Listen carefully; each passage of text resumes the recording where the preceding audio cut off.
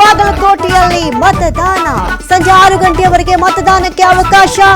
ಇವಿಎಂನಲ್ಲಿ ಭದ್ರವಾಗ್ತಾ ಇದೆ ಅಭ್ಯರ್ಥಿಗಳ ಭವಿಷ್ಯ. ಮತದಾನ ಆರಂಭದಲ್ಲೇ ಕೈಕೊಟ್ಟ ಇವಿಎಂ. ದಾವಣಗೆರೆಯ ಹಳೇಪೇಟೆಯಲ್ಲಿ ತಾಂತ್ರಿಕ ದೋಷ, ಮತಯಂತ್ರ ಬದಲಾಯಿಸುವುದಕ್ಕೆ ಸಿಬ್ಬಂದಿ ಚಿಂತನೆ. 3 ರಾಜ್ಯಗಳಲ್ಲಿ ವಿಧಾನಸಭೆ ಚುನಾವಣೆ ಮತದಾನ. ಕೇರಳ, ಅಸ್ಸಾಂ, ಪುದುಚೇರಿಯಲ್ಲಿ ಮತದಾನ ಆರಂಭ. ಮೇ 4ರಂದು ಫಲಿತಾಂಶ ಪ್ರಕಟ.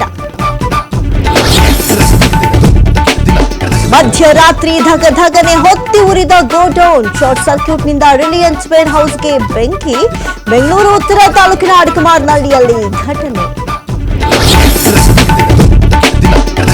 ತದನ ವಿರಾಮ ಬಳಿಕವೂ ಲೆಬನಾನ್ ಮೇಲೆ ಇಸ್ರೇಲ್ ದಾಳಿ. 300 ಬಲಿ, 1165 ಜನರಿಗೆ ಗಾಯ. ಅತಿ ದೊಡ್ಡ ದಾಳಿ ಮಾಡಿದ್ದೇವೆ ಎಂದ ಬೆಂಜಮಿನ್ ನೆತನ್ಯಾಹು.